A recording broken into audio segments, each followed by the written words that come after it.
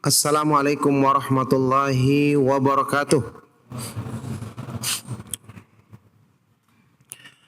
Innal hamdalillah nahmaduhu wa nasta'inuhu wa nastaghfiruh wa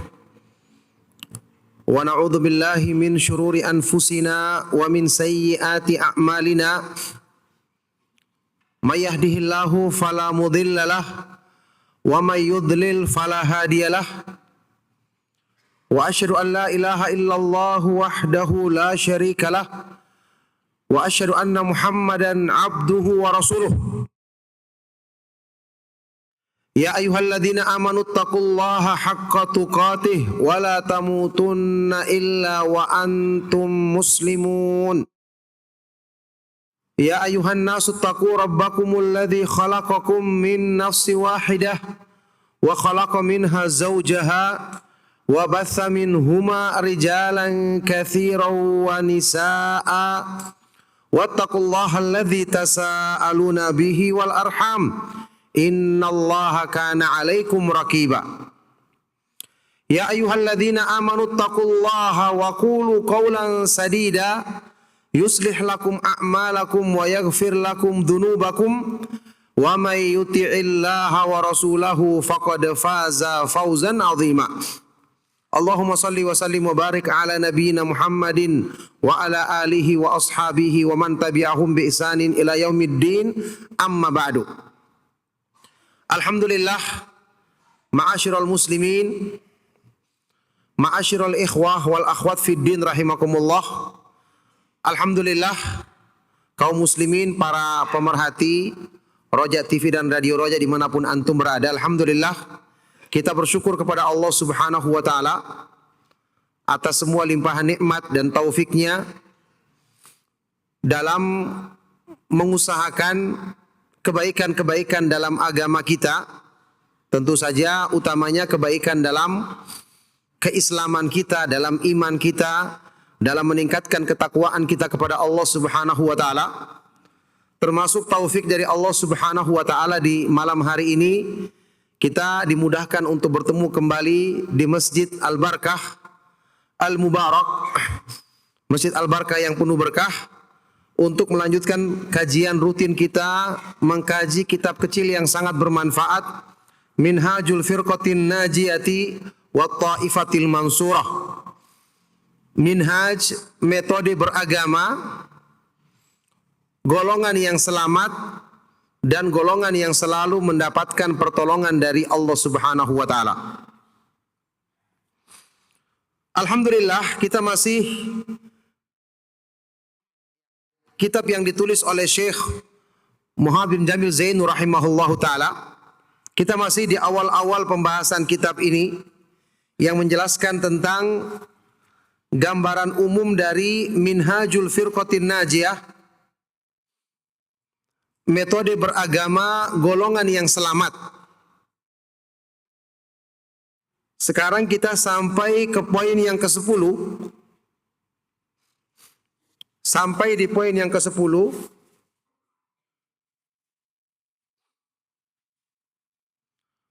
Asy-Syaikh rahimahullah ta'ala berkata, asyiran, yang ke-10,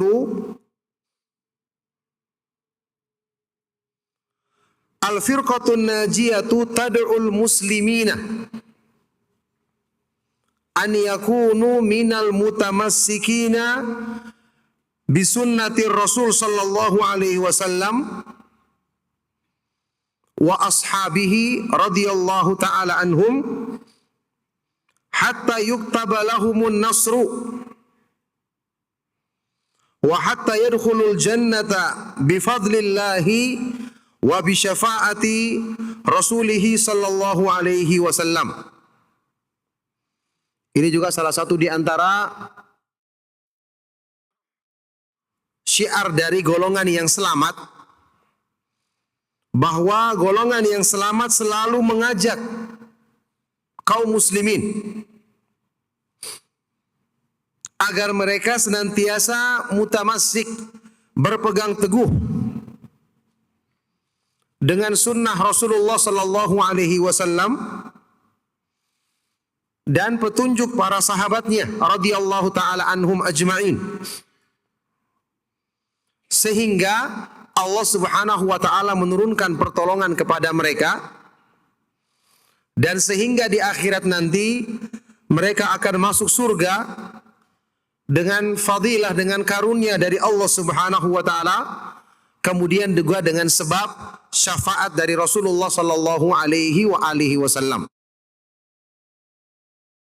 Inilah golongan yang selamat. Selalu mengajak kaum muslimin untuk berpegang teguh dengan sunnah Rasulullah sallallahu alaihi wasallam dan sunnah para sahabat radhiyallahu taala anhum ajma'in. Ini yang sudah pernah kita sebutkan. Kita baca dalilnya di awal-awal pembahasan dari kitab ini.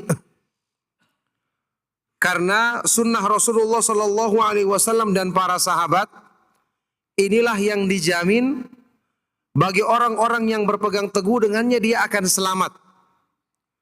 Selamat dari fitnah, syubhat maupun syahwat di dunia, hal-hal yang menyimpangkan dari jalan Allah Subhanahu wa taala yang lurus, dan selamat dari ancaman adab Allah Subhanahu wa taala di akhirat nanti.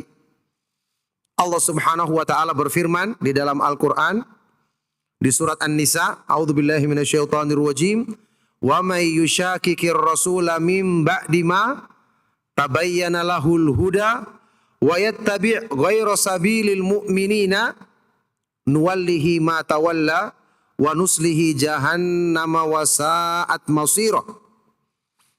Barang siapa yang menentang Rasul, yakni berpaling dari petunjuk Nabi Muhammad sallallahu alaihi wasallam, setelah jelas petunjuk baginya, kemudian dia mengikuti selain jalannya kaum mukminin. Kaum mukminin yang pertama adalah para sahabat Nabi sallallahu alaihi wasallam. Kaum mukminin yang ada ketika turunnya ayat ini adalah para sahabat Nabi sallallahu alaihi wasallam. Barang siapa yang menentang, menyelisihi Rasulullah sallallahu alaihi wasallam setelah jelas petunjuk baginya, kemudian mengikuti selain jalannya kaum mukminin, nuwallihi ma tawalla, maka kami akan palingkan dia ke arah kesesatan yang telah dikuasainya. Ya, ke arah kesesatan yang dia cenderung kepadanya. Kemudian kami akan masukkan dia ke dalam neraka jahanam, yang itu merupakan seburuk-buruk tempat kembali. Maka inilah yang menyebabkan seseorang celaka dunia dan akhirat. Ketika di dunia dia memilih meninggalkan berpegang teguh dengan sunnah Rasulullah sallallahu alaihi wasallam dan para sahabat, maka Allah akan palingkan dia. Falamma zagu azagallahu qulubahum. Ketika mereka berpaling, maka sekalian Allah Subhanahu wa taala palingkan hati-hati mereka. Naudzubillahi min dzalik. Makanya berpegang teguh dengan sunnah Rasulullah sallallahu alaihi wasallam dan para sahabat ini merupakan sebab turunnya pertolongan dari Allah Subhanahu wa taala. Allah menjanjikan an-nasr, pertolongan. Ya. Di dalam beberapa ayat Al-Qur'an Allah Subhanahu wa taala jelas menegaskan wa kana haqqan alaina nasrul mu'minin. Bahwa hak bagi kami, wajib bagi Allah Subhanahu wa taala, mewajibkan bagi dirinya, hak bagi kami untuk menolong orang-orang yang beriman. Di sini Allah gandengkan pertolongan dengan iman. Iman yang benar. Iman yang benar tidak lain adalah dengan mengikuti petunjuk Allah Subhanahu wa taala yang diturunkan kepada Nabi Muhammad sallallahu alaihi wasallam, yang kemudian dipraktekkan dengan sempurna setelah itu oleh para sahabat radhiyallahu taala anhum ajma'in. Makanya kata beliau, dengan sebab inilah pertolongan Allah diturunkan kepada mereka. Karena para sahabat radhiyallahu taala anhum ajma'in yang paling sempurna dalam mempraktekkan pertolongan dari Allah, maka Allah Subhanahu wa taala bukakan negeri-negeri di zaman mereka sedemikian luas. Ya, ini bukti pertolongan dari Allah Subhanahu wa taala akan turun ketika kaum muslimin menegakkan agama Allah Subhanahu wa taala sebagaimana yang Allah sebutkan dalam firman-Nya di surat Muhammad sallallahu alaihi wasallam, Ya ayyuhalladzina amanu in tansurullaha yansurkum wa yuthabbit aqdamakum. Wahai orang-orang yang beriman, jika kamu menolong Allah, atau ada yang mengartikan jika kamu menolong agama Allah, maka yansurkum, Allah akan menolongmu dan akan meneguhkan kedudukanmu, akan menguatkan tapak-tapak kakimu. Apa artinya menolong Allah atau menolong agama Allah? Allah subhanahu wa ta'ala maha kuat dan maha perkasa, tidak butuh ditolong. Agama Allah, Allah sendiri yang akan menjaganya. Imam Ahmad bin Hanbal rahimahullah ta'ala waktu disebutkan tentang banyaknya ahlul bid'ah yang menyebarkan pemahaman yang menyimpang dari akidah ahlus sunnah wal jamaah, yakni ahlul bid'ah mengatakan Al-Quran adalah makhluk, tersebar demikian rupa di zaman beliau, sampai-sampai para ulama juga dipaksa untuk mengucapkannya. Beliau mengatakan innallaha lanasirun lidinihi, Allah subhanahu wa ta'ala pasti menolong agamanya. Ya, tidak perlu kita khawatirkan. Yang kita khawatirkan, apakah kita termasuk yang ditolong atau tidak. Ini yang kita pikirkan. Maka Allah subhanahu wa ta'ala menyebutkan di ayat tadi syaratnya untuk mendapatkan pertolongan dari Allah, in tansurullah, jika kamu menolong Allah. Apa artinya menolong Allah di sini? Semakna dengan makna hadis, semakna dengan hadis Rasulullah SAW, ihfadhillaha yahfadhka. Balasan dari jenis perbuatan. Jagalah Allah maka Allah akan menjagamu. Apa artinya jagalah Allah di sini? Apakah Allah itu lemah sehingga perlu kita jaga? Maksudnya adalah menjaga batasan-batasan syariatnya. Menjadikan diri kita berada di dalam penjagaan Allah, maka Allah akan menjagamu. Sama dengan makna jika kamu menolong Allah. Penjelasan dari para ulama ahli tafsir di antaranya seperti yang disebutkan di dalam tafsir Adwa'ul Bayan oleh Syekh Muhammad Al-Amin Asy-Shinqiti rahimahullah ta'ala. Beliau mengartikan, wa ma'lumun inna nasrallahi innama huwa bittiba'i ma syara'ahu bimtithali awamirihi wajtinabi nawahihi. Dan sudah diketahui yang namanya menolong Allah dilakukan dengan mengikuti syariatnya, dengan menjalankan perintah-perintahnya dan menjauhi larangan-larangannya. Jadi menolong Allah adalah menghadiri majelis ilmu yang membahas masalah akidah, pemahaman yang benar, yang meluruskan kesalahan kita dalam beribadah, bermuamalah. Inilah menolong Allah. Syarat turunnya pertolongan dari Allah subhanahu wa ta'ala. Menolong Allah adalah menyampaikan nasihat dengan baik kepada masyarakat, kepada pemerintah, kepada semua kaum muslimin. Bukan dengan cara mencaci, bukan dengan cara mengkafirkan, apalagi memberontak. Karena ini bertentangan dengan syariat Allah subhanahu wa ta'ala. Ini penafsiran yang disebutkan oleh para ulama ahlu sunnah wal jamaah. Ya, bahkan Syekh Ali Hasan rahimahullah ta'ala menyebutkan ini penafsiran yang tidak ada perselisihan di kalangan para ulama ahlu sunnah wal jamaah tentang makna menolong Allah subhanahu wa ta'ala atau menolong agama Allah subhanahu wa ta'ala. Makanya di sini menggambarkan kepada kita bahwa kaum muslimin akan mendapatkan pertolongan dari Allah subhanahu wa ta'ala, akan kembali kepada kejayaan dan kemuliaan mereka kalau mereka mewujudkan syarat yang Allah sebutkan di ayat ini. Kita masih ingat ketika Rasulullah SAW dalam hadis yang sahih yang diriwayatkan dalam Musnad Imam Ahmad, Sunan An-Nasai dan yang lainnya, juga dalam Sunan Abi Daud dinyatakan sahih oleh Syekh Al-Albani rahimahullah ta'ala, ketika Rasulullah SAW menyebutkan sebab kehinaan, kerendahan yang menimpa kaum muslimin, menimpa umat Islam ini di akhir zaman. Apa kata Rasulullah SAW? Ketika kaum muslimin telah sibuk dengan dunia, lupa kepada agama, disibukkan dengan kegiatan urusan-urusan mencari perhiasan dunia, sallatallahu alaikum dhullan la yanzi'uhu ankum hatta tarji'u ila dinikum. Allah akan menimpakan kehinaan bagimu ketika itu, Dan Allah tidak akan mengangkat kehinaan itu, yakni mengembalikan kepada kaum muslimin kemuliaannya sampai kalian mau kembali kepada agamamu. Subhanallah, maka wujud menolong agama Allah Subhanahu wa taala inilah yang senantiasa ditegakkan oleh para ulama Ahlus Sunnah wal Jamaah dari masa ke masa.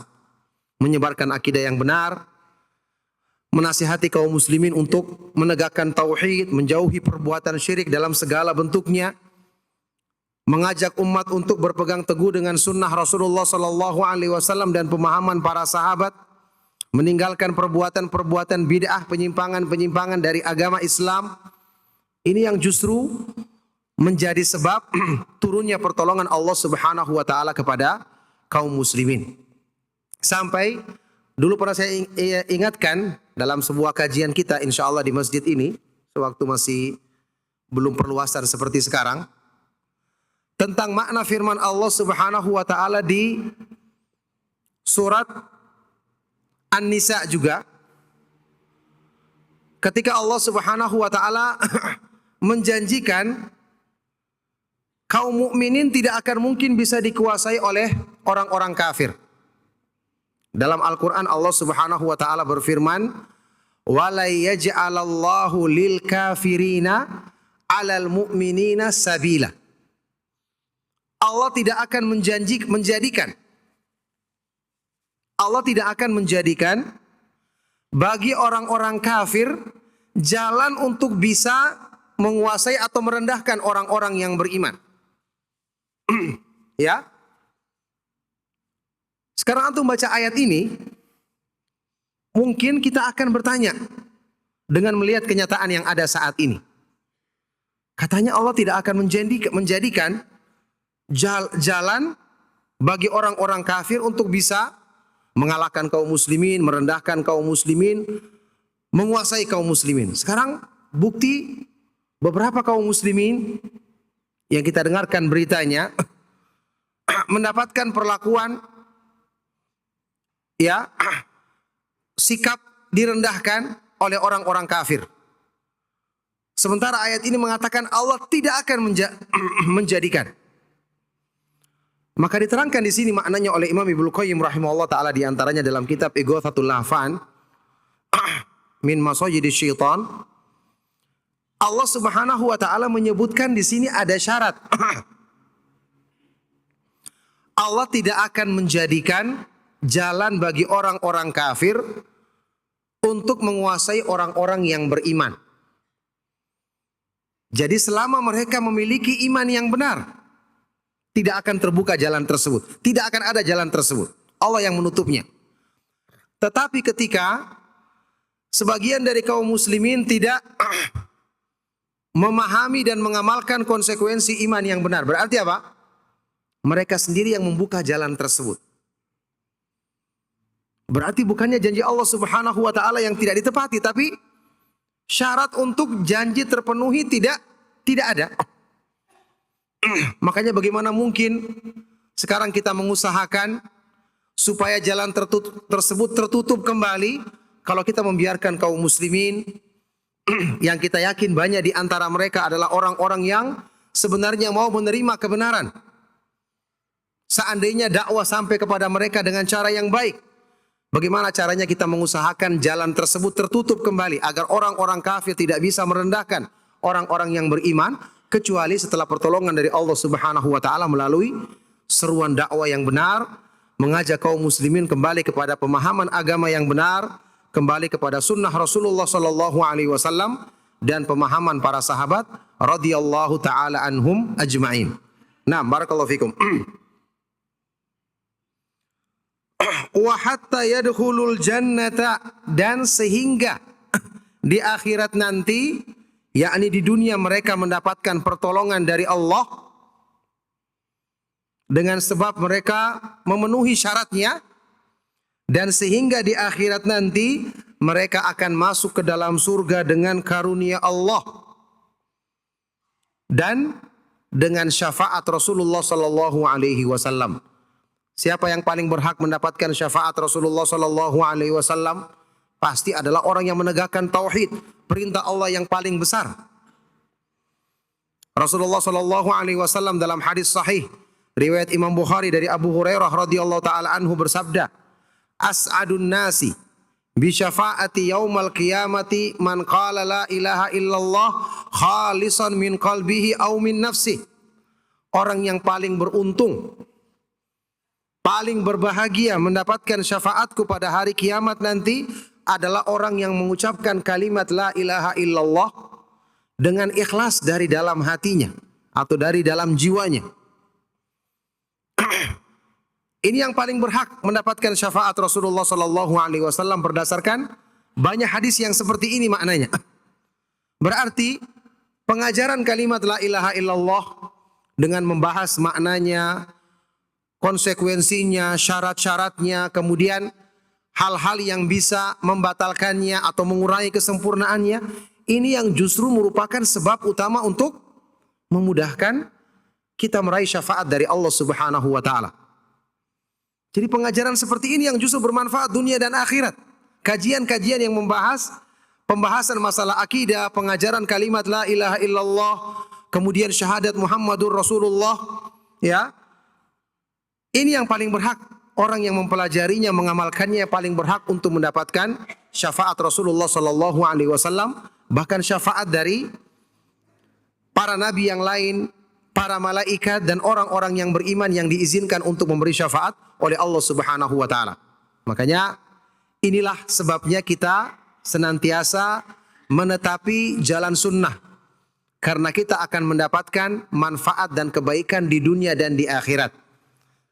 Ya, salah seorang ulama salaf, beberapa kali saya nukilkan, ketika ditanya apa sebabnya dia sangat semangat mempelajari hadis-hadis Rasulullah sallallahu alaihi wasallam, maka jawabannya, afala uhibbu an akuna fi qitari ali Muhammadin sallallahu alaihi wasallam yaumal qiyamah. Apakah aku tidak ingin pada hari kiamat nanti masuk ke dalam rombongan yang iring-iringan rombongan yang dipimpin oleh Rasulullah sallallahu alaihi wasallam ketika menghadap Allah Subhanahu wa taala.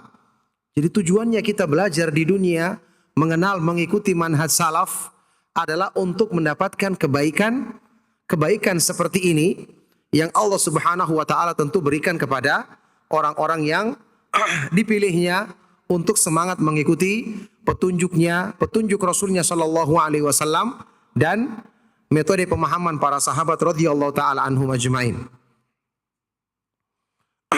Baik. Berikutnya yang ke-11,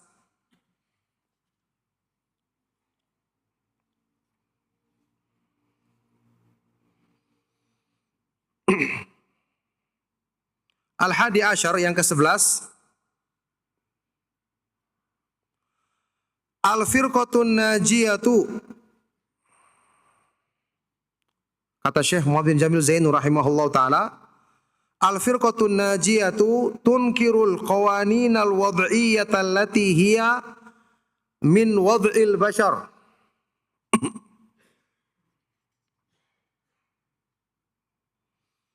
Limukhalafatiha hukmal islami wa tad'u ila tahkimi kitabillahi alladhi anzalahu Allahu li sa'adatil bashari fid dunya wal akhirah.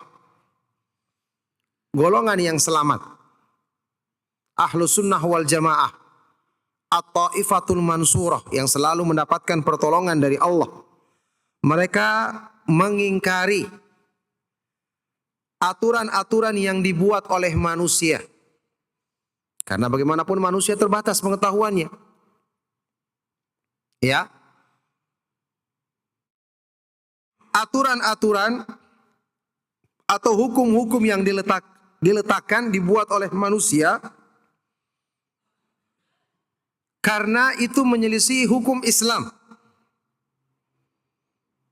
Dan golongan yang selamat selalu mengajak kaum muslimin untuk berhukum dengan kitabullah Al-Quran. Termasuk maknanya sunnah Rasulullah sallallahu alaihi wasallam, wahyu dari Allah yang Allah turunkan untuk menjamin kebahagiaan manusia di dunia dan di akhirat. Jadi mengajak untuk berhukum selalu kembali kepada hukum Allah dan hukum Rasulnya, ini jelas kewajiban ya dalam hidup manusia, dalam menjalankan semua hal-hal yang berhubungan dengan kehidupan manusia. Yakni selalu kita menjelaskan ya bahwa Ahlus Sunnah wal Jamaah tidak mengkafirkan pemerintah atau seseorang yang misalnya dia berhukum selain dengan hukum Allah Subhanahu wa taala. Tapi tetap kita mengajak, kita menjelaskan kebaikan hal ini. Karena ini jelas-jelas Allah turunkan hukum Allah Subhanahu wa taala yang diturunkan dalam agama ini, jelas-jelas Allah menjamin padanya ada kebahagiaan bagi manusia di dunia dan di akhirat. Ya, karena Allah Subhanahu wa taala menjadikan pada masing-masing petunjuk yang diturunkannya dan petunjuk yang dibawa oleh Nabi Muhammad sallallahu alaihi wasallam ada satu bagian kebaikan yang semakin sempurna kita pahami dan amalkan, berarti semakin banyak kebaikan yang kita kumpulkan pada diri kita. Allah Subhanahu wa taala berfirman, "Ya ayyuhalladzina amanu stajibu lillahi walir rasuli idza da'akum lima yuhyikum." Wahai orang-orang yang beriman, penuhilah panggilan Allah dan panggilan Rasulnya yang mengajak kamu kepada sesuatu yang memberikan kebaikan hidup bagimu. Ini jelas senantiasa diajak oleh golongan yang selamat.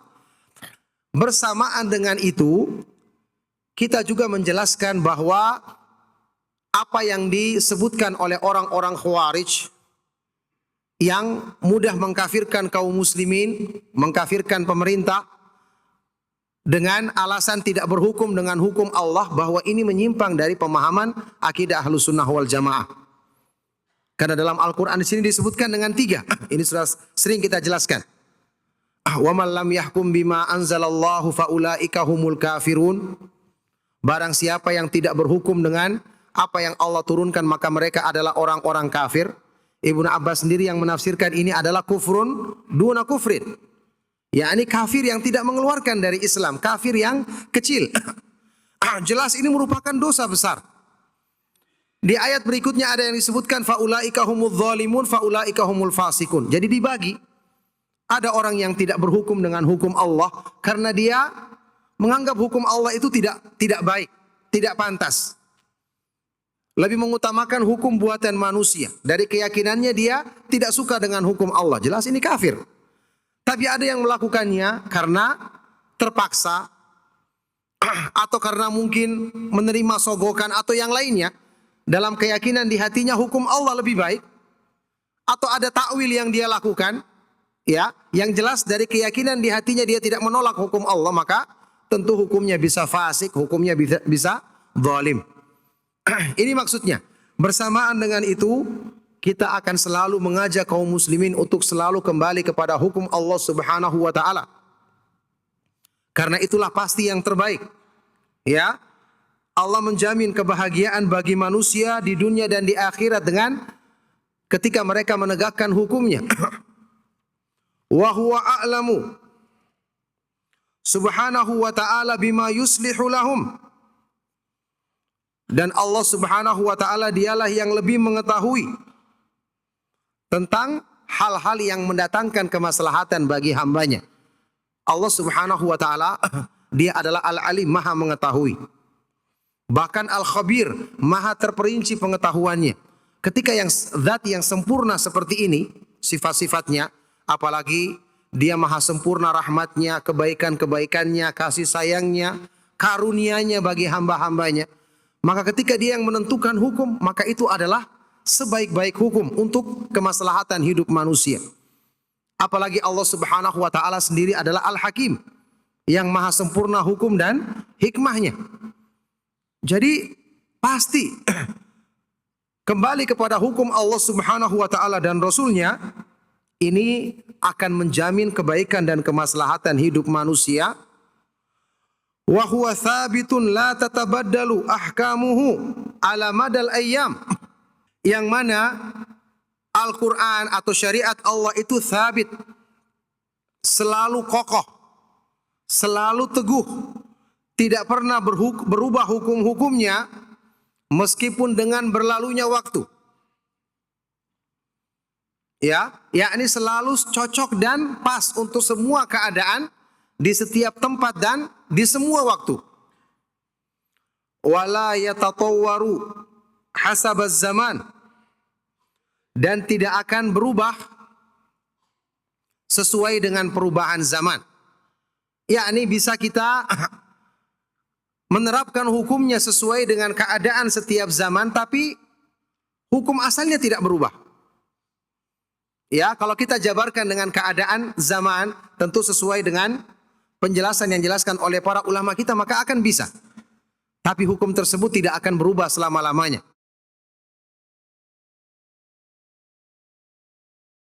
Wa inna sababa syaqa'il alami amatan wal alamil islamiyati khasatan wa ma yulaqihi min mata'iba wa dhullin wa hawanin huwa tarkuhul hukma bi kitabillahi wa sunnati rasulihi sallallahu alaihi wasallam. Dan sungguh sebab kebinasaan alam semesta secara umum, kerusakan di alam semesta secara umum, dan juga alam Islam, ya, negeri-negeri kaum muslimin secara khusus, dengan berbagai macam penderitaan dan kehinaan, kerendahan yang menimpa mereka, sebab utamanya karena mereka meninggalkan kembali kepada berhukum dengan Al-Quran dan Sunnah Rasulullah Sallallahu Alaihi Wasallam. Ya, karena Allah Subhanahu Wa Taala tegas, afa hukmal jahiliyati yabghun wa man ahsanu minallahi hukman liqaumin yuqinun. Apakah mereka menginginkan hukum jahiliyah? Siapakah yang lebih baik hukumnya dibandingkan Allah Subhanahu Wa Taala bagi orang-orang yang meyakininya? Wala izza lil muslimina illa birruju'i ila ta'alimil islami afradan wa jama'atin wa hukumatin amalan biqaulihi ta'ala innallaha la yughayyiru ma biqaumin hatta yughayyiru ma bi anfusihim. Dan tidak ada kemuliaan bagi kaum muslimin kecuali dengan mereka mau kembali kepada pengajaran-pengajaran Islam, baik secara pribadi, secara kelompok, kemudian dalam pemerintahan, ya, dengan mengamalkan firman Allah Subhanahu wa taala, dalam rangka mengamalkan firman Allah Subhanahu wa taala, innallaha la yughayyiru ma biqaumin hatta yughayyiru ma bi anfusihim. Sesungguhnya Allah Subhanahu wa taala tidak akan merubah keadaan satu kaum sampai mereka mau merubah keadaan diri-diri mereka sendiri. Maka inilah yang tentu kita ajak kaum muslimin, termasuk pemerintah kita dengan cara yang baik, ya, untuk kembali kepada hukum Allah Subhanahu wa taala dan Rasulnya, dengan tetap kita menjelaskan kaidah-kaidah dalam masalah ini. Tidak boleh misalnya tidak mudah mengkafirkan, bahwa apa yang disebutkan oleh orang-orang yang berpemahaman khawarij, yang mudah mengkafirkan dengan alasan tidak berhukum dengan hukum Allah, apalagi orang-orang yang menambahkan ada tauhid tersendiri, tauhid hakimiyah, yang tujuannya kayak tadi adalah mengkafirkan secara serampangan terhadap orang-orang yang dikatakan tidak berhukum dengan hukum Allah. Ini semua kita harus dudukan, kita harus jelaskan. Yang bersamaan dengan itu kita tidak mengingkari kewajiban untuk selalu mengajak kepada kaum muslimin secara keseluruhan untuk kembali kepada hukum Allah Subhanahu wa taala dan hukum yang diturunkan kepada Rasulnya sallallahu alaihi wa alihi wasallam. Baik. Kemudian poin yang ke-12.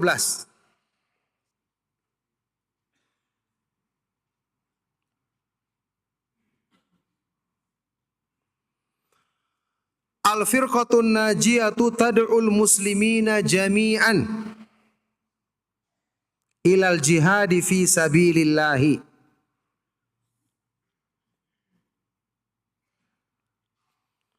Golongan yang selamat, ahlu sunnah wal jamaah, selalu mengajak kaum muslimin secara keseluruhan untuk berjihad di jalan Allah Subhanahu wa taala.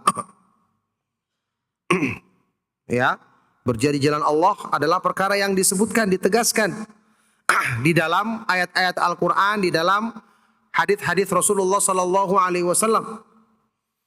Bahkan disebut dia sebagai dzirwatu sanamil Islam dalam hadis yang sahih. Ya, puncak dari punuknya Islam. Kemudian kita tahu ayat-ayat Al-Quran yang menyuruhkan kita untuk berjihad di jalan Allah demikian banyak. Tapi jihad dengan makna yang benar. Ya, berperang di jalan Allah Subhanahu wa taala dengan penjelasan yang diterangkan oleh para ulama. Wa huwa wajibun ala kulli muslimin hasba taqatihi wastita'atihi. Yang ini merupakan kewajiban bagi setiap muslim sesuai dengan kemampuan dan kesanggupan masing-masingnya. Baik. Wa yakunul jihadu bima yali. Dan jihad itu dilakukan dengan hal-hal yang disebutkan berikut. Ya, jadi jihad meskipun ketika dimutlakkan, hukum asalnya adalah berjihad dengan menggunakan senjata melawan orang-orang kafir di medan peperangan. Tapi ada rincian yang disebutkan oleh para ulama. Itu pun juga tentu dengan syarat-syarat. Ya, di antaranya yang disebutkan oleh para ulama dalam kitab-kitab akidah Ahlussunnah wal Jamaah. Wal jihadu madin ma'a imamin min a'immatil muslimin. Dan jihad itu selalu berlangsung bersama imam, yakni bersama pemerintah kaum muslimin. Ketika pemerintah yang memerintahkan kepada kita. Jadi diterangkan di sini berjihad itu dilakukan dengan hal-hal yang sebagai berikut. Di dalam hadis yang sahih yang diriwayatkan oleh Imam Abi Daud dan yang lainnya dinyatakan sahih oleh Syekh Al-Albani rahimahullah taala, Rasulullah sallallahu alaihi wasallam pernah bersabda, "Jahidul musyrikina bi amwalikum wa anfusikum wa alsinatikum." Berjihadlah kalian melawan orang-orang musyrik dengan hartamu, dengan jiwamu dan dengan lisan-lisanmu.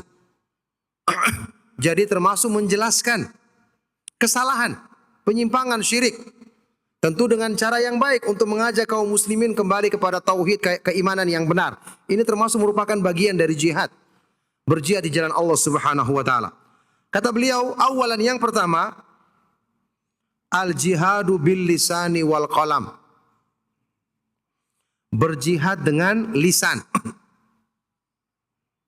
Dengan berdakwah, menyampaikan ajakan kepada tauhid dan mengingkari perbuatan syirik. Ajakan kembali kepada pemahaman Islam yang benar. Mengingkari pemahaman yang salah. Wal qalam, dan dengan pena.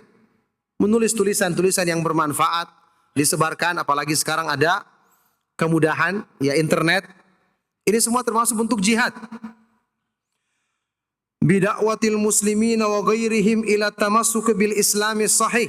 Dengan cara mendakwai kaum muslimin dan selain kaum muslimin untuk berpegang teguh dengan Islam yang benar. Wa tauhidil khali minasyirkil ladzi intashara fi katsirin minal biladil islamiyah.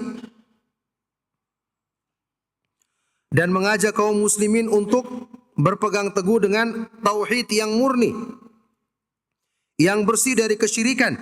Yang kesyirikan ini sangat disayangkan tersebar, ya, masih terlihat di kebanyakan negeri-negeri kaum muslimin. Maka berarti jihad ini benar-benar saat ini sangat ditekankan. Karena tidak mungkin kita berjihad melawan kaum muslimin dengan memerangi mereka dengan senjata.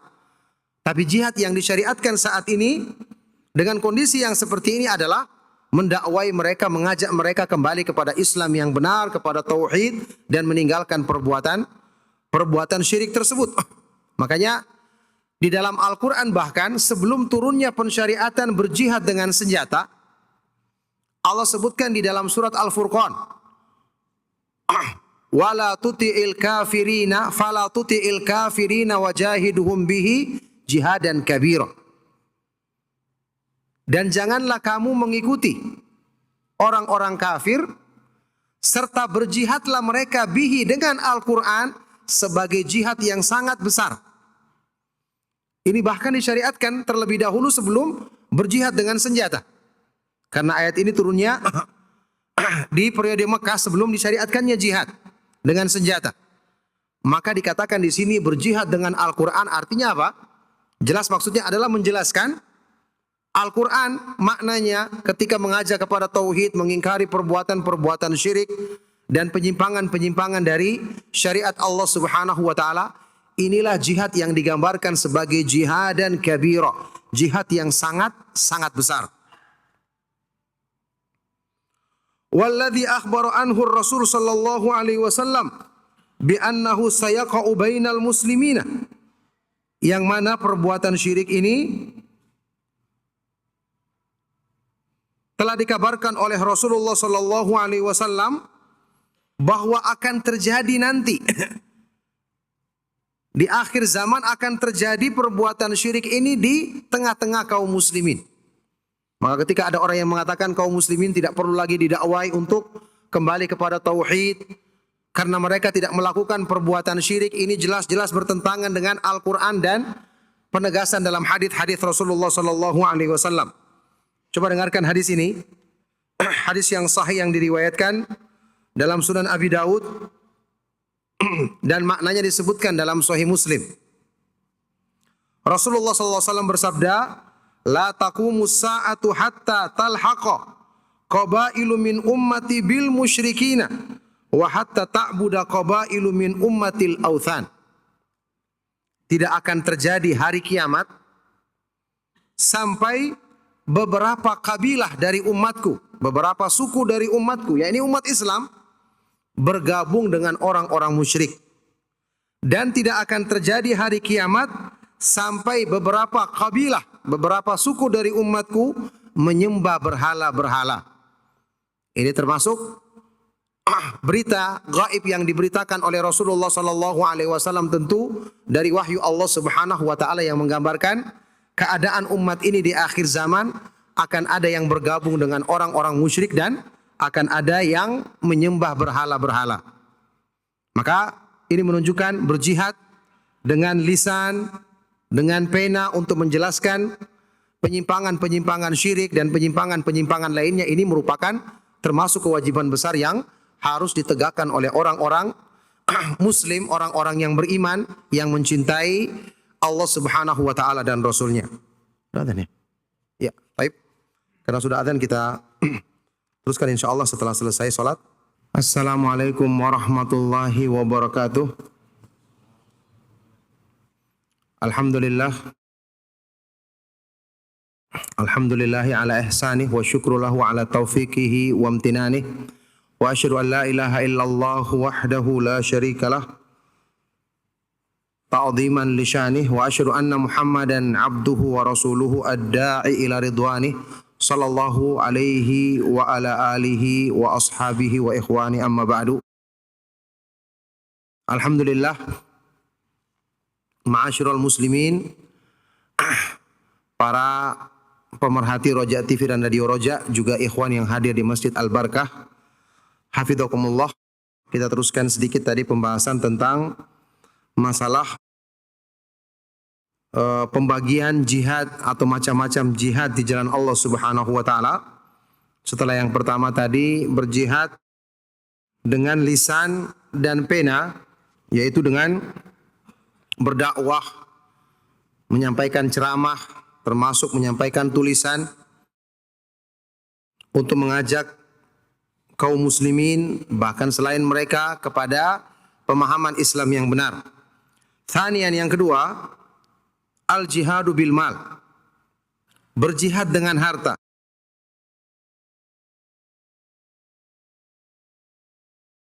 Wa yakunu bil infaqi ala nashril islami wa tab'il kutubid da'iyati ilaihi ala wajhi sahih. Berjihad dengan harta yaitu dengan berinfak, menginfakkan harta dalam penyebaran Islam. Ya, termasuk mencetak kitab-kitab yang mengajak Islam, yang mengajak kepada pemahaman Islam yang benar. Wa yakunu bi tawzi'il mali 'alal mu'allafati qulubuhum min du'afa'il muslimina litathbitihim. Juga bisa dengan menginfakkan harta kita, membaik-baikan harta kita kepada orang-orang yang sedang dijinakan atau ditundukkan hati mereka. Dari kalangan orang-orang yang lemah, orang-orang yang kekurangan harta dari kalangan kaum muslimin, untuk menguatkan mereka di atas Islam. Wa yakunu bi tasni'i wa syira'il aslihati, dan juga dengan memproduksi atau membeli senjata, wal mu'addati lil mujahidin, dan persiapan-persiapan untuk mereka-mereka yang berjihad di jalan Allah Subhanahu wa taala, ya, yang tentu dengan pimpinan atau diperintah oleh pemerintah kaum muslimin, mempersiapkan senjata juga untuk membela atau mempertahankan negeri kaum muslimin dari serangan musuh misalnya. Ya, wa ma yalzamuhum min ta'amin wa kisa'in wa ghairi dzalik, dan juga perlengkapan-perlengkapan lain yang dibutuhkan oleh mereka-mereka yang berjihad di jalan Allah, ya, seperti makan, pakaian, dan yang lainnya. Ini berjihad dengan menginfakkan harta kita, termasuk bentuk jihad yang disyariatkan di dalam Islam. Yang ketiga, al-jihadu bin nafs, berjihad dengan jiwa kita, dengan nyawa kita. Wa yakunu bil qitali wal ishtiraki fil ma'ariki linusratil islami wa litakuna kalimatullahi hiyal ulya wa kalimatul ladzina kafaru hiyas sufla. Berjihad dengan jiwa, yaitu dengan cara berperang di medan jihad atau ikut serta dalam peperangan-peperangan dengan tujuan untuk membela Islam. Yang ini semua tentu ada kaidah-kaidah yang diterangkan oleh para ulama, ada penjelasan yang harus kita rujuk kepada penjelasan para ulama Ahlus Sunnah wal Jamaah dalam hal ini. Nanti ada yang berhubungan dengan izin pemerintah. Kemudian juga tentu tidak melakukan hal-hal yang seperti ini hanya dengan semangat semata-mata tanpa bimbingan para ulama kita. Ya, dan juga memperhatikan ketika yang namanya jihad yang disyariatkan tentu saja bukan ketika terjadi misalnya peperangan antara sama kaum muslimin, atau apalagi melakukan kekacauan di negeri kaum muslimin sendiri. Ini jelas tidak termasuk jihad yang disyariatkan di dalam Islam. Makanya untuk bisa memahami jihad yang seperti ini, kita harus merujuk kepada keterangan para ulama Ahlus Sunnah wal Jamaah, juga terikat dengan perintah dari penguasa kaum muslimin, dalam hal ini pemerintah kaum muslimin. Walitakuna kalimatullahi hiyal ulya, dan untuk menjadikan kalimat Allah yang paling tinggi dan kalimat orang-orang kafir adalah yang paling rendah. Wa qad asyara ar-rasul al-karim wa qad asyara ar-rasulul karim ila hadhil anwa'i faqal, Rasulullah sallallahu alaihi wasallam telah mengisyaratkan jenis-jenis jihad ini dalam sabda beliau dalam hadis yang sahih yang diriwayatkan oleh Imam Abu Daud, jahidul musyrikina bi amwalikum wa anfusikum wa alsinatikum. Berjihadlah kalian melawan orang-orang musyrik dengan hartamu, dengan jiwamu, dan dengan lisan-lisanmu. Maka Nabi SAW menyebutkan di sini jihad tidak hanya ditempuh dengan satu macam saja, tapi dengan tiga macam ini kita bisa menegakkan jihad di jalan Allah Subhanahu wa taala sesuai yang diperintahkan oleh Rasulullah SAW dalam hadis ini. Tapi insyaallah cukup sampai di sini kajian kita di malam hari ini tentang manhaj Ahlus Sunnah wal Jamaah atau minhaj Al-Firqatin Najiyah, metode beragama golongan yang selamat dalam gambaran secara umum. Insya Allah kita akan teruskan di kesempatan berikutnya kelanjutan dari pembahasan-pembahasan di dalam kitab kecil yang bermanfaat ini. Mudah-mudahan apa yang kita kaji bermanfaat untuk kebaikan dunia dan akhirat kita. Sebelum kita akhiri, silakan kalau ada pertanyaan yang ingin antum sampaikan. Barakallahu fikum. Ada pertanyaan di sini, Ustaz, saya seorang ibu yang baru belajar sunnah. Saya pernah dengar kalau manhaj salaf yang ada di Roja katanya menyimpang. Jadi yang benar dan tidak menyimpang itu yang seperti apa? Roja Radio TV Roja Wahabi Hizbiyah. Katanya begitu. Mohon penjelasannya agar saya dan keluarga saya tidak ragu dengan pemahaman ini. Setiap orang bisa saja mengatakan sesuatu menyimpang, tapi buktinya apa? Kan kalau setiap orang nanti kita dengar ucapannya dia mengatakan ini menyimpang, dia mengatakan yang sana menyimpang, yang sana salah, tanpa ada bukti kita akan kebingungan karena setiap orang pasti mudah mengucapkan dengan lisannya kalau dia tidak takut kepada Allah Subhanahu wa taala, apalagi yang dianggap bertentangan dengan pemahamannya. Biasanya orang yang menuduh Roja seperti ini adalah orang-orang yang ketika mendengarkan ada kritikan, ada upaya untuk meluruskan kesalahan, mereka yang kena atau yang punya kesalahan tersebut, maka mereka akan mencap Roja seperti ini. Sekarang kalau ingin membuktikan apakah di dalam dakwah yang disampaikan di dalam Roja TV atau Radio Roja itu ada penyimpangan seperti yang dituduhkan, ya silakan dengarkan saja.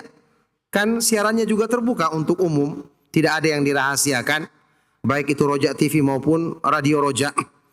Kalau mungkin ada sebagian ustadz yang kadang-kadang salah berbicara atau salah dalam menukil sesuatu sebagai manusia biasa, mesti ada, wajar yang seperti ini. Tapi bukan berarti itu kesalahan yang dikatakan tadi menyimpang dari pemahaman Islam atau menyimpang sampai dikatakan hizbi dan seterusnya. Ini adalah tuduhan yang demi Allah dusta dan tidak ada kenyataannya, tidak ada buktinya, karena sampai sekarang mereka yang menuduh dengan tuduhan seperti ini ketika dimintai bukti, dimintai keterangan dari satu ceramah saja mereka tidak bisa menunjukkannya.